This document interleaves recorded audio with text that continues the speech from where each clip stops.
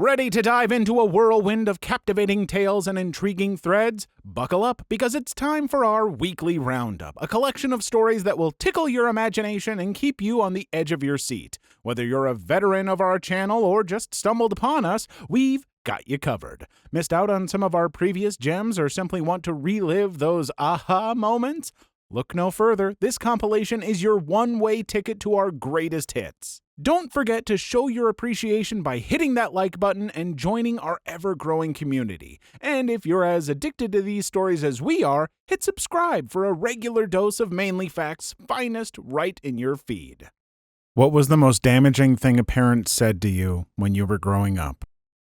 Hey everyone, quick content warning. This video is going to have, unfortunately, some S-assault, R, along with physical and mental abuse. A lot of these stories are pretty dark. I even kind of questioned whether or not I wanted to do this thread. But I've seen things where, sometimes sharing these stories can help people. It's good for any of you out there who might be going through something similar to this in any way, which, God, I hope you're not. But to know that you're not alone, to know that there's another side to all of this stuff, and that you should not be ashamed. That's the other thing. I don't want to hide this thread away because it's not something victims of this stuff should ever feel shame over. You should be able to go to someone that you trust, report on this, get help as soon as possible. So yeah, sorry. Really long opening spiel, but this video is taxing. Story 1. Not directly said to me, but being 13, coming home to my alcoholic mother's self-termination note on the kitchen table. It essentially told me my dad, he should have married ex-woman who he cheated on with her years later, had some strange goodbyes and FUs doled out in his direction. I'd never run up that flight of stairs so fast, found her face down in bed, didn't think she was breathing, empty Magnum bottles of wine strewn everywhere. After jostling her for a while, she finally stirred and I knew she was alive. I told her unconscious, drunk butt that I loved her to death and would be heartbroken if she did something stupid. I left, taking the note with me. Never mentioned it to anyone in my family. My mom doesn't even remember writing it. Decades later, I still can't stomach the stench of cheap white wines, Rieslings, Chardonnays. I know exactly how you felt. Alcoholic mother who tried self-termination, except mine ended up drinking herself to death before 40. Did you ever feel like you were the parent and she was the child sometimes? I'm an amazing parent because I had to be one by age 9. I'm also a mediator between others in my family because I was somehow elected to be that person, whether I wanted to be or not. There's nothing romantic about calling the police and telling them the rough direction you last saw your crap-faced parent driving in the hope that they arrest her for a DUI and possibly sober her up, but they never catch her in time. I find some sick humor in the fact that as a 20-year-old, I got a DUI and she picked me up from jail and then proceeded to hammer 4 bottles of wine that night. One of the few times she didn't try to hide it. It was her free pass from judgment because of the trouble I had gotten into. To this day, she tries to relate to me as someone who understands her plight because of it, and it fills me with rage and resentment. I lost out on having a mommy. All I remember is fear, anger, and pity for a human that was supposed to keep me ignorant and safe from the world. Birthdays, graduations, Christmases, I was making sure she didn't celebrate to the point of dying so that I never truly felt what one of those milestones should feel like. It cannot possibly be easy for a child or even an adult who has a parent that is dealing with alcoholism or depression. I mean, those are really terrible diseases, really, that are hard enough for a person to be dealing with. But for a child to have to deal with that kind of stuff is heartbreaking. And so if you're a younger person and your parent is dealing with this kind of thing, I know you want to be there to support them, but please be conscious of your own safety and well-being. And if you need to like get a hold of a family member or a friend with parents that you can trust, something, and just, tell them, maybe you need to get out of there because maybe your parent just needs to go to rehab or therapy or something. I don't know, but just don't be quiet about that kind of stuff. Contact someone if you need to. Story 2. I was abused by my older brother for several years as a child until he moved out and never told my family. I ended up actually forgetting it ever happened until 7th grade. I assumed I repressed it. Well, I told a close friend and she took me to see a counselor who went to her church. Nothing ever happened with it. Fast forward to my sophomore year in high school, I was given 70 hours community service for truancy, and if you and a parent did this group therapy thing, it'd knock off 40 hours. The counselor who did it was the same counselor who I told about my brother, who in turn told my dad what happened. His response? That explains her grades. I cried about it for weeks. Edit, my mother was worse than my dad, and I want everyone to know I don't hold what my dad said against him. My mom is a crappy person in general who makes my distressed dad sound like parent of the year. When she found out, she cried for about 2 minutes, sucked it up, and then explained that her mother, herself, and I were all abused by a family member, and that we got over it, and so should you. This just didn't hurt my feelings much because she was always rude. I told my mom the babysitter put his penis in my mouth. Shut the F up. Don't spread lies about people. He made me talk on the phone while he went to a different phone in the house and pretended to be a doctor, saying that this would make his tummy feel better. Even made my brother do it. 20 years later, and she still won't believe it.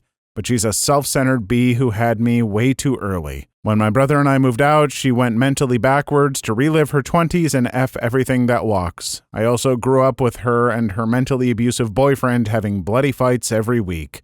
Cops were at my house every single week for 7 effing years. F my childhood. There's just not a whole lot that I can say about this that I haven't said with the previous about telling someone that you trust. No child should ever have to go through anything like this. And I guess my other bit of advice would be, parents, take your children seriously if they tell you stuff like this. Don't dismiss it. Don't call them liars. Don't make jokes about it. This is traumatic stuff, and you need to believe them. Even if it turns out that they're wrong, like, deal with that then. But not believing them and it being true is just awful. Story 3. Mom and Dad are divorced. I live with Mom. I'm 15. Mom decides to move 500 miles away. Dad, over about 6 months, repeatedly tells me that by law I'm old enough to make my own decision about whether to go with her or stay with him. Tells me I'm a man now and he would respect my decision over and over and over. Agonizing decision, I decide to go with Mom. Haven't told him yet. He calls me one day and says he needs my decision today. Picks me up and takes me to TCBY. In the car, he tells me again to not be scared. Either decision is okay. I'm a man now and he will respect the decision. In tears, I tell him I'm leaving. He immediately reaches in the back seat and hands me an envelope. I open it and it is a summons for me to appear in court the day before we leave. Had to get up in court and say I wanted to go with my mom. Luckily, the judge thought this was ridiculous, took me and my dad's lawyer to his chambers, yelled at the lawyer, called him a disgusting person, kicked him out of the room, and asked me what I wanted to do. I said, go with my mom. He said, cool.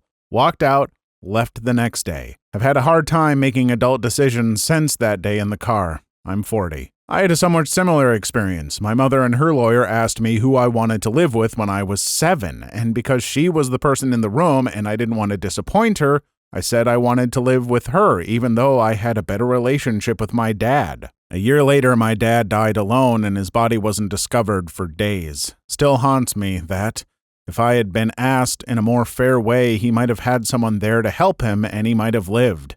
Definitely affected my ability to make difficult decisions. Dude, this is not on you. Not even the slightest. You would have been 8 at the time he died. You wouldn't have helped him, and actually seeing him go would be far more traumatic. Don't imagine you have any responsibility towards this. concerning the original post of that story where this person's father, was getting a divorce from the mom and was letting the child decide and telling them, hey, it's whatever you want and there's no wrong answer. You're not going to hurt my feelings. And then the moment that they say, I want to be with mom, and reacting in that way, why are you you can't put that kind of pressure on a child. I grew up with separated parents. They were never together. And I love them both. And they both did a wonderful job raising me for the most part. But when you make a child choose between you and the other parent for stuff, that is unbelievably just destructive for them. It's miserable to make a child have to do that. And granted, yes, they were old enough to where now that was their decision to make, and you let them make it, which was hard enough for that child to have to do. But then the moment they do make that decision, to put that on them with that letter and the court and stuff is gross. It is so selfish of a parent to do that to a child when they're already going through so much. And I hope things eventually got better, or that you can repair things with them if you want to, but seriously, that bugs me. Story 4. I just posted this on someone else's comment, but now I'm emotional about it and I want it to be its own thing. My stepdad is the effing worst human being on the face of the planet. I was the literal redheaded stepchild growing up. The sorts of things he said to my sister, my brother, and I are awful and made us all feel like garbage. He valued appearance over all other things, which meant his 2 pretty daughters always got preferential treatment over us. Only 2 of you can go, one of you has to stay here. That doesn't sound like much, but it's what it did to us that damaged us the most. That was his rule for the 3 of us visiting with our father. The excuses for why one of us had to stay home varied and never held much weight, but we were young and we couldn't do anything. My dad never said anything to them, which was worse. My mom stood by and agreed with him. It would have been okay if it worked on a rotation, but it didn't. What ended up happening was an alliance between my sister and brother where they'd plan to go with my dad and make plans with him without telling me. They'd tell him that I was okay with it. I wouldn't know he was coming until he got there. My mom and stepdad never stopped this. They knew what was going on, and they still let it happen. They wanted it to happen because that meant they could drive a wedge between one of us and our dad. I got so upset once that I burst into tears right there and told my father that I hated him. And when my stepdad and mom tried to confront me, I told them that I hated them and their stupid rule too. I guess that was when they figured out that they were also effing themselves over instead of just the relationship with dad and us kids, because they were a little more lenient after that. Still, it taught me a lot about everyone involved. Now I think everyone is plotting behind my back and that people who care about me are just doing it for show. Thanks, Mason. I hope you effing rot. What are some unusual things your parents restricted you from doing as a kid? Story 1. My parents handpicked my friends. I was not allowed to be friends with anyone they had not approved first. So far, this one annoys me the most. Can't imagine what it's like to have controlling parents like that. How did your parents enforce that? Did you just ignore that completely when at school, for example? They pretty much ran my life. It was like being in the military, only there was no paycheck and not enough R&R. My life was pretty much get up, eat breakfast, go to school and do classwork in all your classes, go home and eat supper, do homework, go to bed, repeat. We lived in a small town and I was not allowed to hang out with friends without them knowing what friend, where we were going, and what we were doing. When I was allowed to go out, I had a limited amount of money and a curfew. The big excitement for me was a trip to the community sale. My father would always give me money to buy SF books. As we liked the exact same kind of books, that was usually a good plan. So I got a corn dog, a lemonade, maybe a soft pretzel, and a bag of books. I wouldn't have dreamed of lying to them or acting up, right up to the point where I finally lost it and ran away from home. There it is! There's the other shoe has dropped, or foot, something dropped. I've heard of strict parents, but that's just wild to me. Like, parents, your child is going to resent you. And that's also just not healthy. It's not very human. Like, they're a kid. You gotta let them be a kid. I know, I'm not a parent, so I don't get to tell other people how to parent, but I think I can tell when someone's being kind of mentally abusive. I don't think I have to be a parent for that, and this does not strike me as okay. Maybe I'm wrong. I don't know. Story 2. My crazy religious/conservative father banned me from the most innocuous things growing up. I couldn't play any secular games on my NES unless they were those Christian-based games that came on those baby blue or black carts. I couldn't watch any shows that didn't have a Christian theme. Listening to the radio was forbidden unless it was Christian talk radio or country music. If I violated any of these, I'd be hit across my back 20 times with the metal end of the belt? Thankfully, my mom finally divorced the psychopath when I was 10, and all his crazy rules went right out the window so I could finally be a normal kid after that. Just wondering, are you a Christian now? I know a lot of the time this type of brainwashing, so to speak, has the adverse effect. No, I now identify as atheist. For a while, I used to be a very outspoken anti-theist, but as I get older, I don't care what someone else believes as long as they're not hurting me with it. Yeah, that goes beyond strict parenting to now just an extraordinarily abusive parent hitting you with the metal buckle of a belt. Like, that father deserves jail time or something. Like, that's not okay at all. And folks, if you're going through that, that's not normal punishment. That's not okay. You should tell someone that you trust if you can, please. Story 3. I was never allowed to watch Teletubbies. My mom didn't like the way they talked and didn't want me learning to talk like them, so I wasn't allowed to watch it. Other than that, my parents were pretty cool. Long ago, I had a babysitter who didn't allow her children to watch that show. I remember being like, hey, Teletubbies is on, and their daughter said something like, we don't watch that show in this house. I just remember thinking how odd that was. Story 4. My parents have always disapproved of video games. I played Assassin's Creed 2 in secret when I was maybe 15 or 16. It was the first video game of any kind I ever played. My parents know that I play games now, but they still heavily disapprove, so I try to do it when they're not around.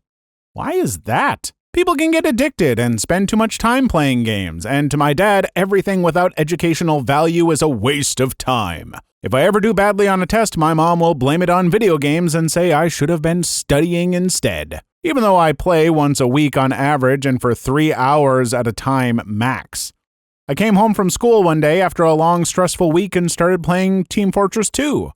My mom saw and started yelling at me, annoyed that as soon as I got home, I went straight to games. I hadn't played anything for a week, and I told her so. We argued for a bit, and since I was stressed to begin with, I burst into tears, and when I looked up, she'd left. Story 5. I wasn't allowed to like dinosaurs.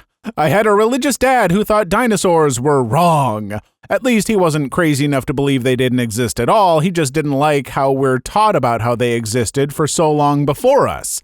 It goes against the whole 6 days thing. Oddly enough, though, he loved the Jurassic Park movies. That's not too odd, right? It depicts dinos and humans living side by side, sorta. If he just ignored the science aspect of the film, it fits right in with his worldview. Plus, they were kick-butt movies. Technically, the Bible mentions animals that could be considered dinosaurs living alongside humans a number of times. No, I can do this.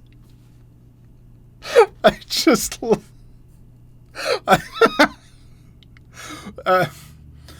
I love the fact that your father's like, look, dinosaurs, they existed, but don't you dare like them. I don't even know how to react to that. Like, if he's like, they did exist. God creates them and they were the Bible, but it wasn't millions of years ago. It's like, well, am I allowed to like those dinosaurs? No! I don't understand the mentality of what's happening here, but I'm amused by it. Story 6. I was forced to go to church every Sunday and go to every church activity, then be punished if I didn't. They ruined the church for me. I'm going to become inactive when I move out. I'm only 18 and it took 10 years for me to realize they ruined it for me. It doesn't help that everyone in my church are the most judgmental people I've ever met. I was restricted on doing anything on Sunday or even watching TV on Sunday. Everything about being Mormon is restricting. I couldn't date till I was 16, can't drink coffee or tea, and can't watch R-rated movies. I was feeling the Mormon vibe and was going to ask if that was the church you were referring to. Then I read the rest and got my answer. I feel your pain. I grew up Mormon too. Story 7. Halloween. It was unchristian, and despite me from an early age not identifying as such, I was still not allowed to participate. I just wanted to dress up. My coworker said she didn't like Halloween because it's a pagan holiday. I informed her it was just as pagan as Christmas. She gave me hate eyes. I'm not atheist at all. I've never celebrated Halloween either. My mom still doesn't agree with it. She didn't ban me exactly and would have let me do what I wanted once I was older, but I never cared about it or wanted to dress up or anything. It probably helped that some of my neighbors would bring me sweets without me having to go out. Story 8. My dad made my mom watch Star Wars when they first got married because every good American needs to watch Star Wars. Well, my mom had never seen a movie that was remotely violent, so it totally scarred her, specifically when Alderaan was destroyed, when Obi-Wan died, and when Luke's aunt and uncle were found burned. This movie horrified her so much that she made a decree that none of her children would be able to watch Star Wars until they were 9 years old. My dad had no say in it. So all of us had to wait until we were 9 goddamn years old to watch Star Wars, and by that point we already knew what happened because of games, toys, etc. The funny thing is that my dad let us watch Terminator, Lord of the Rings, and Predator when we were like 8. And because my mom had never seen them, my dad could just lie about what they were about. So yeah, that was always funny. Hey, maybe your mom actually just realized that those movies are super overrated and wanted to spare you. I don't know why I always try and be so antagonistic to Star Wars fans. I always try and say something snotty about it, but they're fine. I don't know. Yeah, that's a weird line to draw, though. Like, oh yeah, a movie called Terminator? That seems fine, but wars in the stars? I don't think so. Story 9. I wasn't allowed to watch shows like Rocko's Modern Life, Rugrats, CatDog, Ren and Stimpy, and the likes of that because they were disgusting. I was basically only allowed to watch Scooby-Doo and Looney Tunes and stuff like that. Honestly, now that I'm older and watching some of these older cartoons, I completely agree with my mother about keeping me away from those shows. They're effing disgusting. This backfired though because to this day I still can't stand to watch Looney Tunes or Scooby-Doo. I understand all of them but Rugrats taught me a lot about using my imagination. So many memories. My mom hated CatDog too, but didn't mind the others for some reason. Story 10. There was a period of about a year when I was maybe 9 or 10 that I was not allowed to refer to my parents as mom and dad. It was strictly enforced that I called them ma'am and sir. They would ignore me otherwise. What's even more weird is we have literally never discussed it. They've never told me why or what I did. I wasn't a bad kid at all, but I had my moments like all kids. One day my mom said, "You may call me mom," and it just went away from there. ETA, my relationship with them as an adult is totally normal. They're regular people. My dad played in a rock band and my mom worked too. They both liked barbecues and watching The Biggest Catch. I had an otherwise normal childhood, so I just... Edit again. I finally asked my mom. She started laughing and then said, "All parents do it. It's a sign of respect and you weren't showing any respect. All parents do it." Okay, I guess now I know. What is the most hilariously incorrect thing a teacher told your class? Story 1. When I was in kindergarten, our homework assignment was to ask our parents what country they were from so the teacher could show us on the globe where it was. Younger me was so excited. I went home and asked my mom where she was born, and she told me her family was from Malaysia. All day, I practiced and practiced. I couldn't wait to share this info with my teacher. When I went to school the next day, I told my teacher that my mom is from Malaysia. With a look of utter disappointment, my teacher informed me that Malaysia was not a country and I needed to ask my mom again. I was crushed that my mom would lie to me like that. or that she was wrong. Either way, little me cried to her and told her that my teacher said Malaysia is not a country. So Mama was not happy that I was told this and came to school with me the next day to give the teacher a piece of her mind. To this day, I've never seen my mother get so red in the face while yelling at my teacher. After she was through, I quickly got an apology and a geography lesson on where Malaysia was. I had a teacher tell me the same thing, only it was Poland. So I had to do a report on Jamaica instead. I was in 5th grade. It's not like one of the first things you learn about World War II is that Germany annexed Poland for their first strike. Look, folks, teachers aren't infallible, and especially, elementary school teachers, they're teaching all these different subjects. They can't know everything. However, teachers, if you're presented with something like a kid says they're from Malaysia, their family's from Malaysia or Poland, maybe you could just double check on that before you say, nope, you're wrong, that's not a real thing, because that... I can't even wrap my head around why you would so confidently say something like that. Story 2. We were taught in science that our tongues have different areas of taste. Had to do an experiment where we put a sugar cube/lemon on different parts of the tongue, etc. Supposedly, we had a sour area, a sweet area, and so on. So putting lemon on the sweet part of your tongue would mean it wouldn't taste sour or bitter. Well, I spent that whole experiment thinking it didn't matter where I put it, it all tasted the same. I said that, and the teacher looked at me like I was being purposefully disruptive. The rest of the class said it worked. I figured something was wrong with my tongue. Years later, I heard they debunked that theory. Edit. Just wanted to add, a lot of you are mentioning kindergarten. We were taught this in high school. I'm being serious. Granted, it was early high school, so ages 12 to 13-ish, but still. I'm English, by the way, so maybe in England we learned fake science later in life.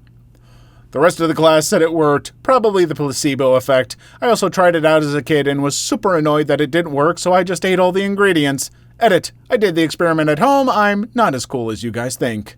There are a number of these kind of misconceptions that have been debunked that teachers still teach that I hear about.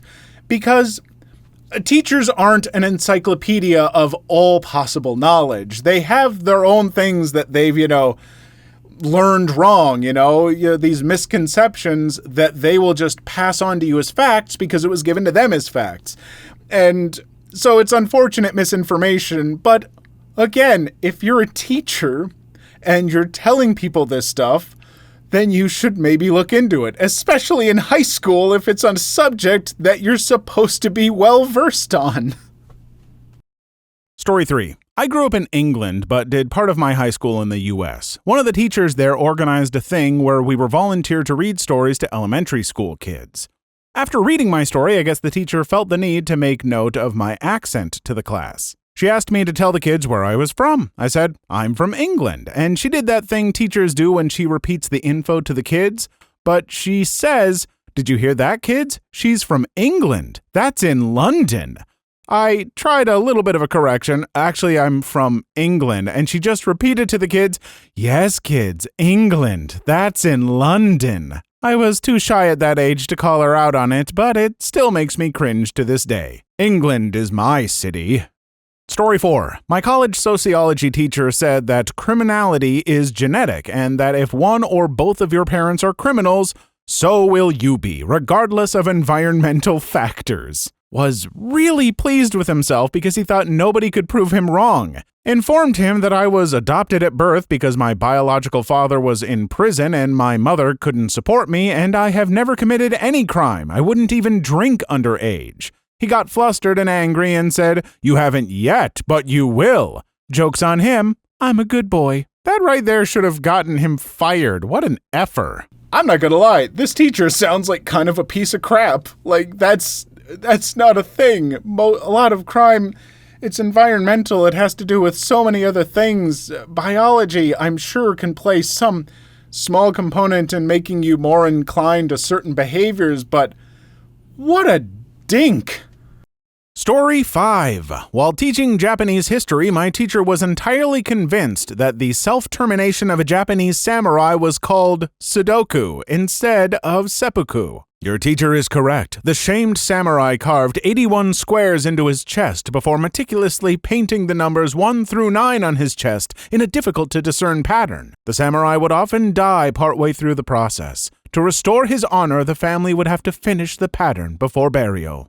Story 6. Science teacher during the intercourse ed portion of the year said all penises are the same size when it counts, i.e. when erect. Classmate then asked why boobs can be different sizes, but the penis is the same for all men. Teacher then said she didn't know, and that would be a question she would ask St. Peter when arriving at the pearly gates. I have a feeling the science teacher never saw more than one erect penis. Maybe that's what her husband told her. Look, honey, I know Daryl is 8 inches flaccid, but when he gets it going, it's 4 inches too, I promise. Story 7.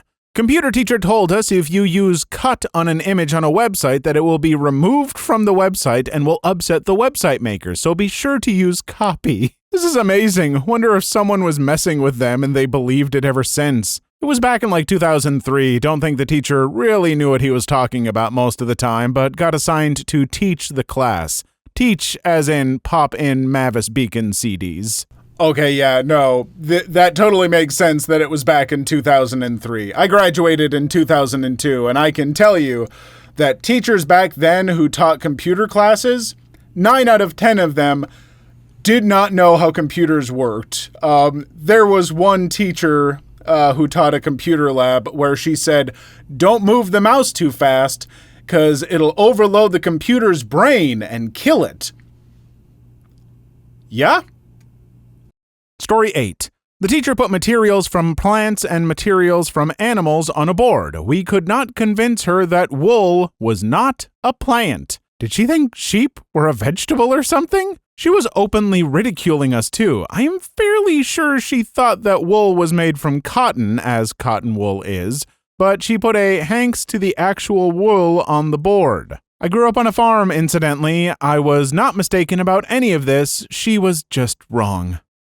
Story 9. My grade 6 teacher told me that fatigued was in fact not a word when I used it in a short story and insisted that I look in the dictionary. Found it in the dictionary in about 2 minutes and proved her wrong in front of the whole class. My 7th grade English teacher told me that scion wasn't a real word because I had encountered it in a fantasy book. It was part of the discipline for them to make up cool-sounding words for things. Which is true, except for the part where they still mostly use, actual words. Or that words invented for a book become a part of the lexicon. For example, atomic bomb, robot, and cyberspace. Hey teachers, maybe don't tell students that something isn't a word until you've looked it up for yourself, so maybe you don't end up looking like a total mook.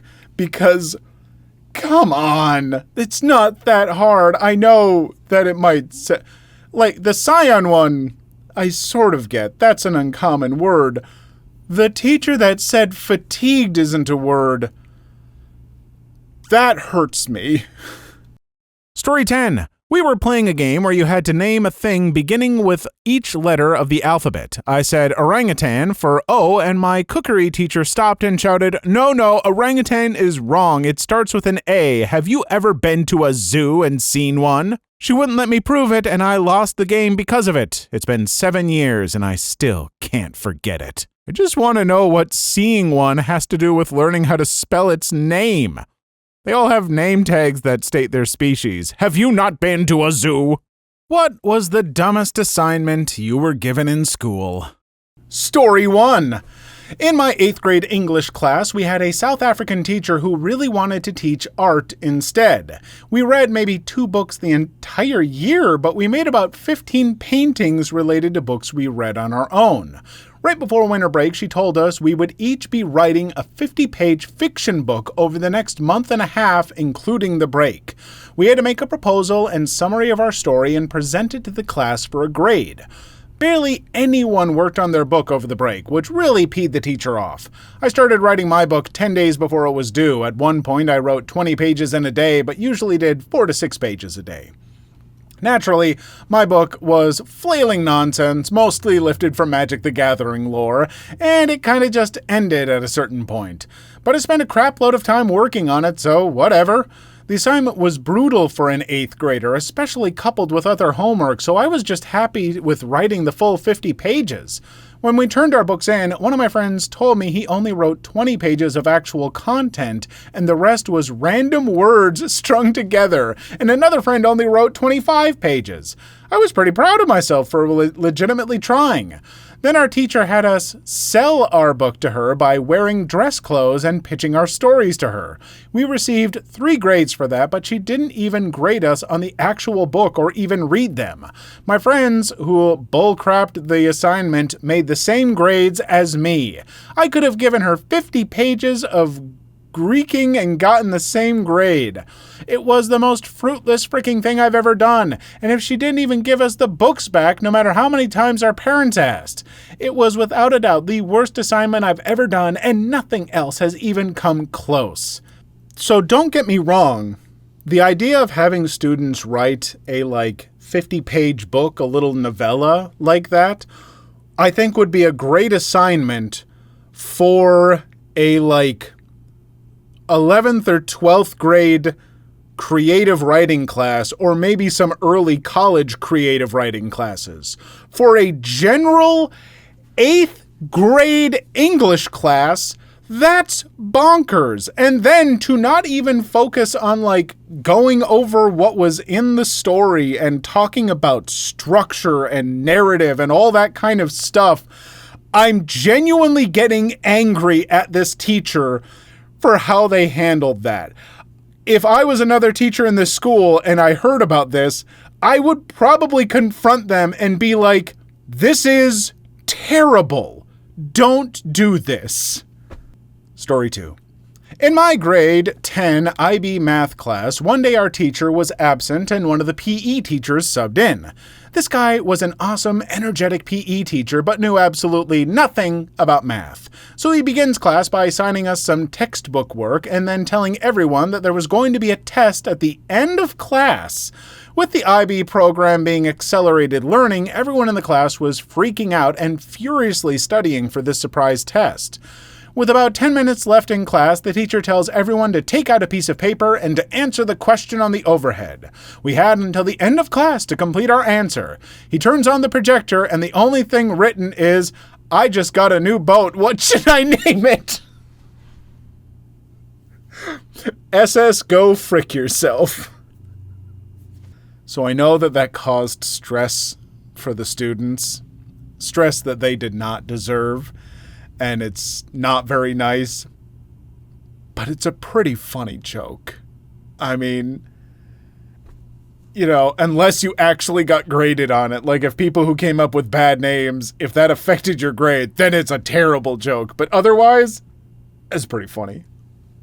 Story 3. The teacher from my AP government class used to make us grade the tests and papers from his other classes because we were smart enough to learn the material on our own. We never really complained about it because grading tests is more fun than doing actual work, but in the end it kind of sucked because most of us did bad on the AP exams.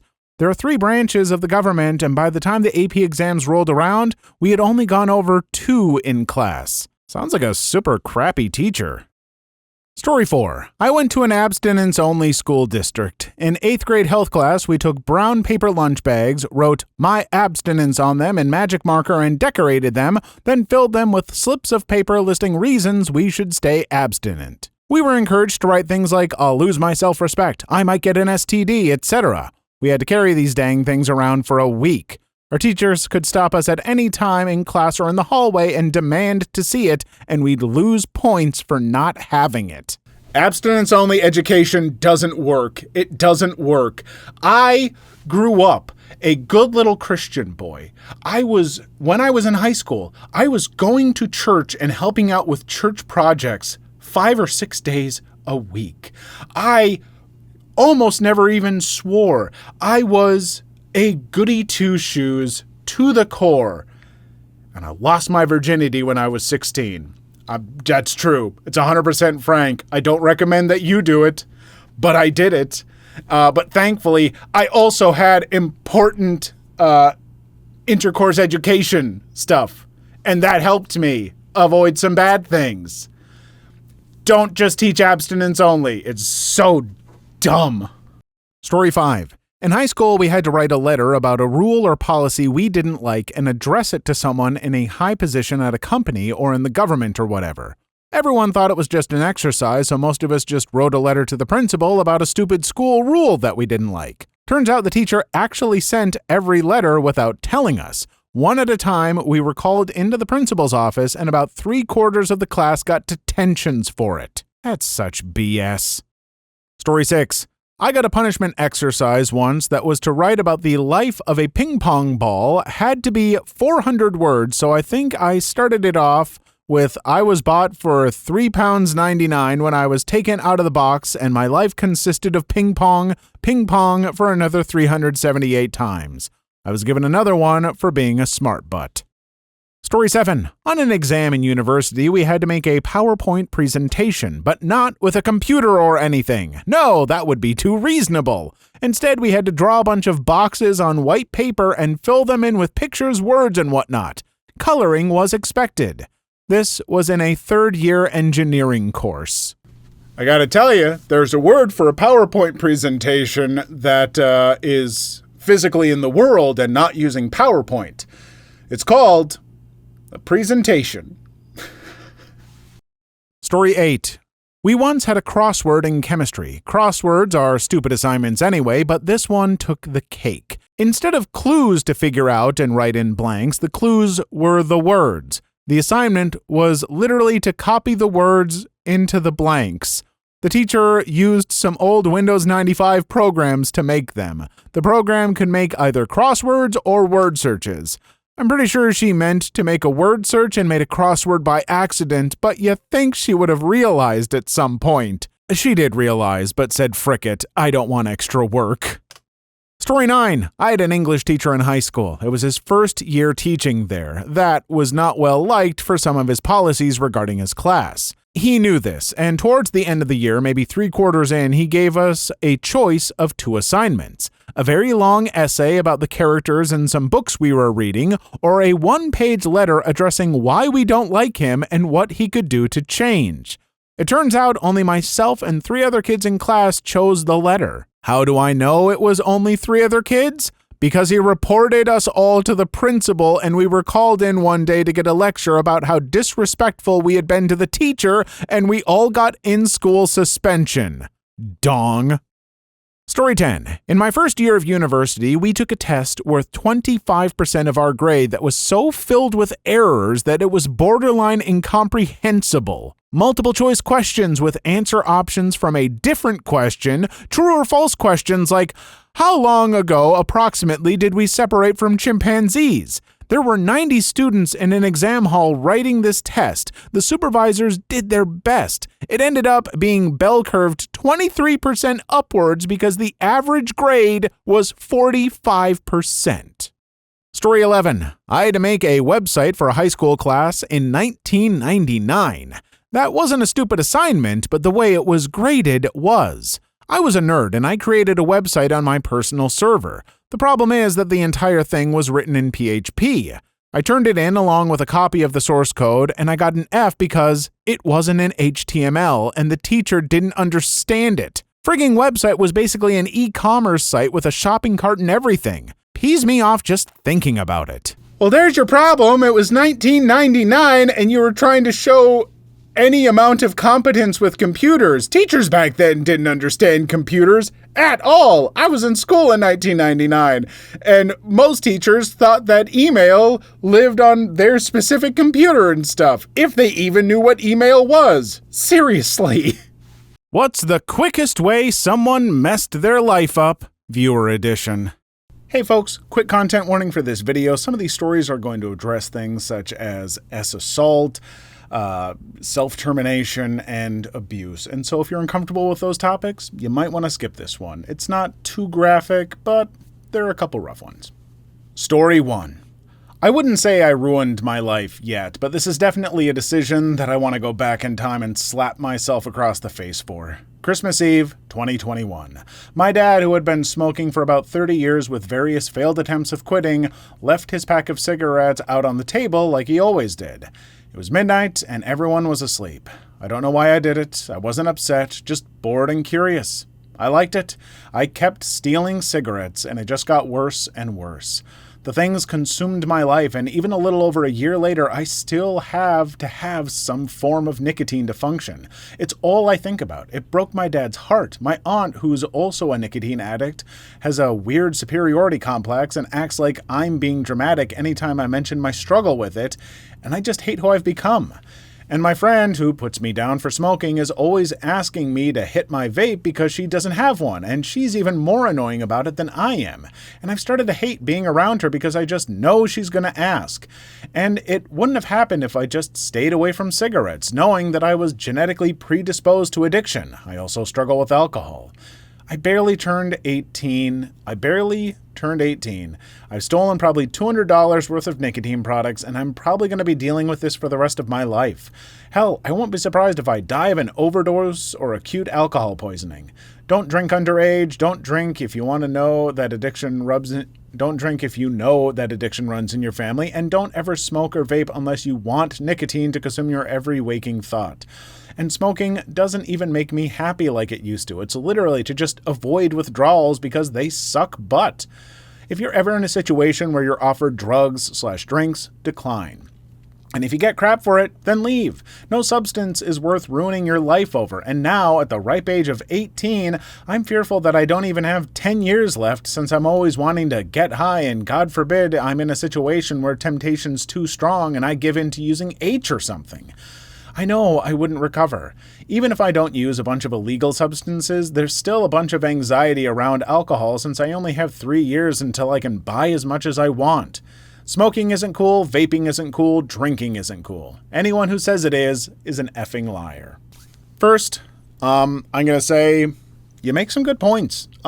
Smoking, drinking, stuff like that, especially underage, is not worth it. Folks, you're still kind of like developing permanent pathways in your brains. And if you start putting in addicting substances, from what I've seen, it makes it harder to get rid of that stuff. I personally used to smoke. I didn't smoke when I was in my teens. I smoked in my 20s for a few years. And yeah, it's not super fun to get rid of, and it's just not worth it. And I very rarely drink anymore because I used to have some issues with that. So yeah, if you're at all worried, don't get involved, and definitely not when you're underage. What I will say too to our commenter is it doesn't have to be your whole life. I've known a number of people who have shaken the habit forever. People who were like hardcore couple pack a day folks, people who were more casual about it. I've seen a lot of folks make progress, and so it's not an easy journey, and not a journey I think anyone should, count on making, being like, you know what, I'll start smoking and I can always quit. It's not easy or fun, but it is possible. So don't give up. Keep on trying. Story 2. I am a chemistry teacher. One year I did chromatography with my students. For this, they had to take an M&M, put it in a beaker with a few drops of water, and then shake until all the color was off the M&M. When I explained all of this and the next steps, I kept on repeating, "You do not eat the M&Ms." One kid always questioned everything I said. I didn't mind. He was respectful and just curious as to why it was that way. So he came up to me asking me why he couldn't just eat it. I explained about the dangers of not knowing if the beakers were actually clean since students clean them themselves. He seemed to understand and walked off. He asked the 2 other teachers helping me out as well, who gave the same answers. In total, he had asked 4 times. 2 weeks later, he came up to me to tell me he had secretly eaten the M&Ms. He had fallen ill the next morning and was sick for 2 weeks. We didn't miss him those 2 weeks since it was a 2-week break anyway. I now tell this story to all students who keep asking these types of questions. Don't mess around in science labs. Chemicals can be powerful, and yeah, even if you think you're doing a good job watching beakers, you don't know. And also, like, don't take weird chances in food situations with, like, cross-contamination, all that stuff. Like, yeah, chances are you might get a little sick for a day or two and be all right, but it's not a risk worth taking, folks. Like, be careful with that kind of stuff. When you're dealing with unknown things that can make you ill, the consequences can be pretty bad. Story 3. I had a close friend that I knew for over 10 years die due to an OD because someone laced his stuff with fentanyl. He was close with all of us. He knew that we knew he did drugs, crystal, ketamine, etc. Yet he would always try to keep that away from us. He got me into metal and introduced me to a lot of bands that I still listen to this day. I remember a week before he died, I was in a call with him and he was telling me how he didn't want to do drugs anymore and that they just made him feel sick. Now, Jagger was many things, but he wasn't a liar, so I told him I would be there for him and we went back to playing zombies and talking about music. A week later, and he's gone. His funeral was the first I cried at. Rest in peace, Jagger, 2002 to 2022. You were a brother to me. My mom feels guilty because she felt like she could have helped him, but she pushed him away to keep me from doing drugs. He was closer than family. Edit. Thank you guys for all the support. If you ever see a single crow hanging out and talking to you, just know that's Jagger thanking you. I'm thinking of getting a tattoo in his honor because he would have done the same. Story 4. The last story hits me. A friend of mine got bullied in an online group. She loved the game and she loved her friends there, but the bullying from a whole group of people plus the bullying from her in real life family, her sister called the cops on her for walking on the same sidewalk, were just too much. She ended her suffering last year. She would have been 30 this month. And it's not getting easier. You think of who they could have become, what you would have done together. For me, I lost my girlfriend, a friend, and a lot of joy for the game. All happened because one single person had a problem with her and couldn't stop dragging more people in, and all went from bad to hell. May she rest in peace. Story 5. Some guy I went to school with was an absolute soccer prodigy, constantly had conversations with college scouts seeking his skills. However, he was still young, but they kept in touch with him. He was still a freshman. As we got to be juniors and seniors, he just stopped coming to school, preferred to smoke and skip classes all the time. Turns out he had scholarship offers for him to some major colleges, but when they saw he stopped coming to school, they all got pulled. Now he still plays soccer out of school and is still amazing at it, but goes home early for his construction job he got. Not bad, but he could have been a pro player in many people's opinion. I mean, that sucks to, just waste away an opportunity like that just for skipping class and doing crap that you're not supposed to. I know I talk a bit about how, stuff in high school doesn't matter, but that's, mostly trivial stuff. People, making fun and cliques and popularity, that stuff doesn't. But when you start to do things that can affect your future, that's the kind of stuff that you can end up regretting, folks. So be careful with that stuff. Not to say that he can't still have a great, happy life just playing soccer for fun and doing construction. That's absolutely legitimate. But if he really did have dreams of being a pro player and stuff, then that might stick with him and be a bit of a sore spot. Story 6. So my neighbor, I knew him since I was little, a year younger than me. I never talked to him that much, only when his cousin, who was my age, was around. A few weeks ago, a married couple were killed by one of the drivers that was doing an illegal street race. A few days after the incident, I found out that it was my neighbor who happened to drive the car and crashed into the married couple's car. He is 17, and he's going to spend a very long time in jail for 2 counts of involuntary manslaughter. Honestly, I don't feel any pity, but just pure hatred. Why? Because the married couple have 7-year-old twins, and they aren't going to see their mom and dad again. Edit. Thank you for the reply. I'm fine. You should say sorry for the losses of the family that died, or prayers if you're religious. I never knew the victims, it was just on the news. My neighbor, who is now in jail, is the one I knew. Never really talked to him at all. Hardly saw him. Story 7. My stepdad's older brother. Not so much over a few minutes, but over several years of neglecting himself and his health. Diabetes up the wazoo to the point of him having his foot amputated from how drastically his type 2 developed. Worse yet, he's now a 58-year-old retired cop who insists on living with his 80-something mother and having her take care of him despite cops in Chicago having pretty good coverage for medical needs and other such things for retirement. The only thing keeping him alive is sheer spite. Oh, he also verbally abuses said mother, which we only found out after a recent visit from my parents. My stepdad is waiting for his crappy brother to finally die. College admission officers, what is the worst reason you chose not to accept a student? Viewer edition. Story 1. I'm an admissions advisor for a collaborative online college that my state's university system put together. We mostly cater to returning adult and non-traditional students. I work with the Associate of Arts and Sciences degree, so a 60-credit Gen Ed degree.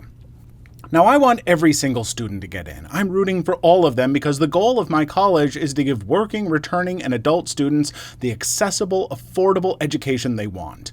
So it takes a lot for me to deny someone to the associate's program, though the standards are higher for the bachelor's, master's, and professional programs. I've admitted numerous students with GPAs under 1.0 due to family or health issues or being in and out of juvenile detention centers and jail. I've admitted students who've been to a dozen institutions. I've admitted students who flunked out of or been expelled from multiple institutions. The only reasons I deny someone are if they've lied on their application, lied about how many colleges they've been to. Once I had an applicant who's been to 9 colleges and flunked out of all of them because he genuinely believed he was too smart to take Gen Eds. My advising appointment with him was outrageously frustrating because he kept claiming English 101 is beneath him, despite doing very poorly on the placement exam. He was denied since he admitted to me that he wouldn't do the work and expected to just be handed the degree because he said he's smart. So it wouldn't have been productive for anyone to admit him. I've also denied students who put no prior college coursework on their application despite being academically dismissed from several colleges to avoid sending us their transcripts. Which I understand to a certain extent because I'm sure it's scary to show that to someone. I'm sure as hell embarrassed of my undergrad transcripts because I had a serious chronic illness that definitely affected my education. But I just have to deny anyone who lies on the app. No exceptions. Other than those 2 scenarios, I welcome everyone and meet my students where they are because I genuinely believe everyone deserves the education they want. I mean, sometimes the first story is the best one and makes me the happiest because this absolutely should be the mindset. This should be the goal of colleges, is if people want to learn and want to better themselves, they should be able to, and that's not always the case for a lot of folks, and so I'm glad to hear that your college is trying the absolute hardest, I think, to make sure that that happens. Thumbs up. Story 2. My wife got rejected from several colleges on the grounds that she had almost no record of being born in another country. She called all of the colleges to find out what to do. In tears of frustration, she told one lady at Albert Einstein College of Medicine that the reason she didn't have records from her birth country was because her mom was sold to a man along with several other women, then taken to Thailand. And when her mother got pregnant, he sold her to an illegal brothel. So when she and her twin brother were born, they were considered illegal citizens with no country called their own. The lady on the phone told her she would call right back just to give her a moment. The lady walked to the dean's office to tell her what was going on, and upon verifying her story, accepted her on the spot. Then gave her recommendations for scholarships. My wife is now a doctor and only took 2 years to pay off the debt. I've never been a student of the school, but I love it.